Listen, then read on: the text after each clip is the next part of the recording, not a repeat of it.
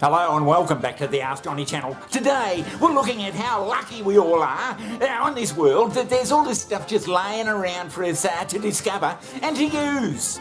Oh, Bolty, this is Chris Poland, Mrs. Poland, my assistant, Dr. Bolty. Hello, how do you do? How do you do? It's nice meeting you. G'day Johnny, despite all the odds, we're back again for another ripping show. G'day Johnny, yeah, they can't keep us down.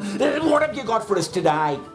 Righto, Johnny, we'll get into it. This is from the judge, and the judge is from San Jose. Hello to everybody in San Jose. Keep watching us, especially the judge. But Johnny, the judge asked, Johnny, ancient Egyptians did beautiful hieroglyphic writing, Johnny.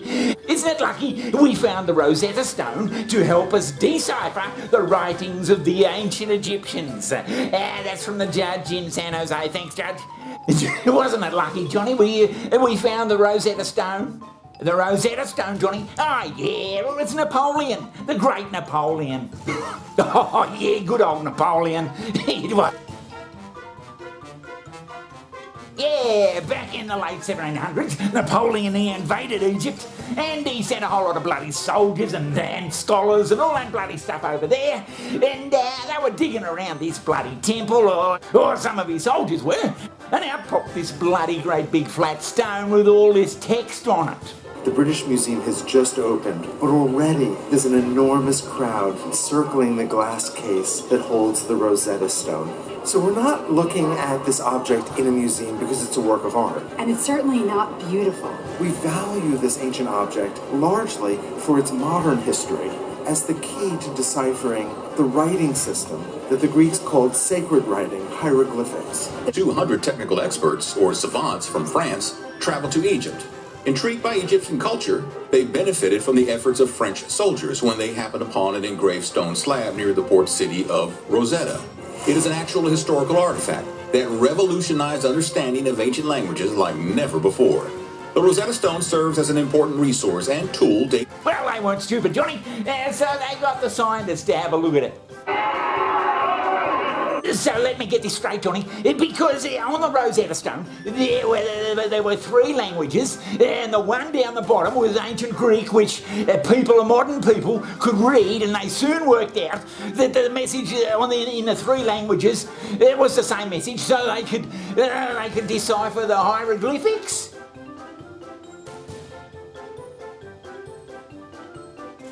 By Jesus, that's lucky, Johnny. Well, we were very lucky to find that bloody stone, that's for sure, Johnny. But maybe luck had nothing to do with it. It's not lucky. Oh, what the hell is it then? Maybe luck had nothing to do with it, Johnny, because we're all living in a computer simulation.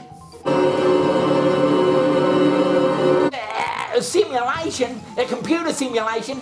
Yeah, and the computer simulators who set up this bloody world that we're supposedly living in, they might have thought that they're giving us a bloody lot of clues about how to read this hieroglyphics and all that bloody stuff, but the dumb bastards down there, they're never going to learn it, so we better whack in a Rosetta Stone and sort of bury it so that it's accidentally found, and everyone thinks, what a great discovery, we'll just set it up. Ridiculous as it might sound, it's entirely possible that we are all living inside a simulated reality, and that everything around us is nothing more than lines of advanced computer code. New York University philosopher David Chalmers doubts it's possible to prove that we don't live inside of a simulation. He says, you're not going to get proof that we're not living in a simulation, because any evidence that we get could be simulated. Meaning, if the simulation doesn't want us to know something, we aren't going to know it. Johnny, are you trying to tell me and the thousands of viewers we've got out there that the Rosetta Stone was just somehow planted in the simulation so we'd bloody find it, so we could bloody decipher the fucking...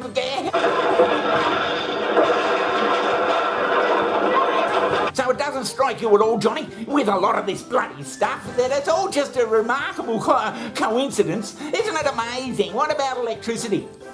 So let me get this straight, Johnny, because on the road there, electricity, isn't it just amazing that here on Earth there's this energy that's up in the clouds and all over the place and all everywhere, and by God, well, it's so lucky because we can power the whole bloody planet with it.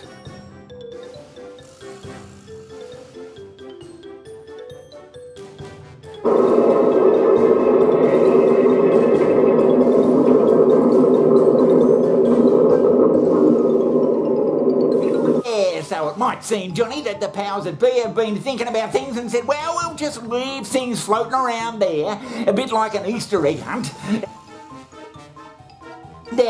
If they work hard enough and display a bit of initiative, it's all just there for them to find. Well, yeah, I suppose. Yeah.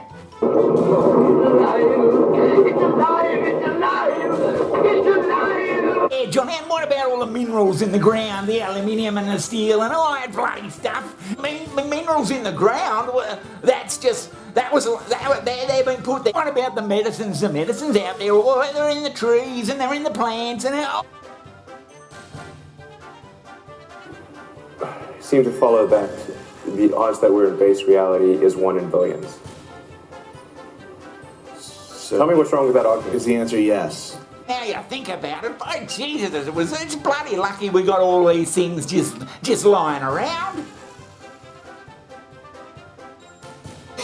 So in summing up, Johnny, yeah, it was bloody lucky we found the Rosetta Stone, but it mightn't have been luck at all. It was just, it was all just part of the computer simulation. But Johnny, isn't that what the good Lord? Isn't that what they say the good Lord did for us? What the bloody hell will we be doing in a million years? So we better get bloody used to the idea